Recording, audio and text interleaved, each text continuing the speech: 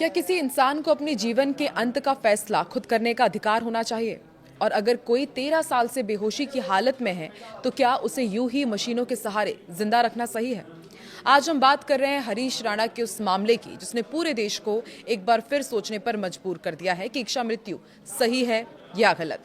हरीश राणा का मामला करीब 13 साल पहले एक गंभीर हेड इंजरी के बाद हरीश राणा गहरा कोमे में चले गए। बताया जाता है कि डॉक्टर्स के मुताबिक उनका ब्रेन फंक्शन वापस आने की उम्मीद बेहद कम है। परिवार ने सालों तक उनकी देखभाल की, लेकिन ये लड़ाई सिर्फ मरीज की नहीं, एक पूरे परिवार की मानसिक, शारीरिक और आर्थिक परीक्षा बन गई। अब सुप्रीम कोर्ट की मंजूरी के बाद उन्हें दिल्ली के एम्स में शिफ्ट किया गया है, जहां पैसिव यूथेनेशिया की प्रक्रिया शुरू हो चुकी है। पैसिव यूथेनेशिया मतलब इच्छा मृत्यु। आपको समझाते हैं कि इच्छा मृत्यु है क्या। देखिए, जब कोई व्यक्ति असहनीय पीड़ा से मुक्ति पाने के लिए जीवन समाप्त करने का निर्णय लेता है। इसके दो प्रकार होते हैं, एक्टिव और पैसिव। तो देखिए, एक्टिव यूथेनेशिया के बारे में आपको सबसे पहले बताते हैं। इसमें इंजेक्शन देकर के जीवन खत्म किया जाता है।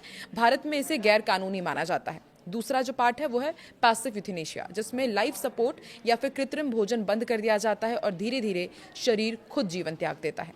भारत में केवल पैसिव यूथेनेशिया ही सख्त शर्तों के साथ मान्य है। प्रक्रिया कैसे होती है ये भी आपको समझाते हैं। देखिए, ये कोई आसान या तुरंत होने वाली प्रक्रिया नहीं है। कोर्ट की अनुमति जरूरी होती है, डॉक्टर्स की एक्सपर्ट टीम इसकी जांच करती है, मेडिकल रिपोर्ट और परिवार की सहमति सबसे ज्यादा जरूरी होती है। जब प्रक्रिया शुरू होती है तो मरीज को दिए जा रहे कृत्रिम पोषण, मतलब उनको जो खिलाया जाता है, जो लाइफ सपोर्ट सिस्टम उनको लगा करके रखा जाता है, उनको हटा दिया जाता है। लेकिन सबसे बड़ा सवाल, मृत्यु कब होती है और हरीश राणा की मृत्यु कब होगी? क्योंकि अब जो लगातार हम प्रोसेस देख रहे हैं, उसको लेकर के नए नए अपडेट सामने आते हैं। तो डॉक्टर्स के मुताबिक ये जो पूरा प्रोसेस है वो कुछ घंटों का नहीं है, बल्कि 15 दिन, 1 महीना या उससे ज़्यादा का भी वक्त लग सकता है। यानी एक धीमी और प्राकृतिक प्रक्रिया होती है जिसमें शरीर धीरे धीरे जवाब देता है। पुराना केस जिसने पूरा कानून बदल दिया, उसके बारे में भी जानना बहुत ज़्यादा ज़रूरी हो जाता है। दरअसल भारत में इच्छा मृत्यु पर सबसे बड़ा असर पड़ा था मुंबई की नर्स अरुणा शॉनबाग के केस में। वो कई सालों तक वेजिटेटिव स्टेट में रही और उसी केस के बाद सुप्रीम कोर्ट ने सख्त शर्तों के साथ इच्छा मृत्यु की अनुमति दे दी।